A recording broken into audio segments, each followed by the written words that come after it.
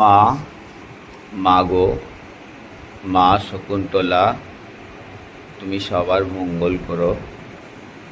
আমার সমস্ত স্টুডেন্ট বন্ধুদের ভালো করো, তারা যেন পরীক্ষায় ভালো ফল করতে পারে। তুমি সবার মঙ্গল করো মা, মাগো, নমস্কার মা।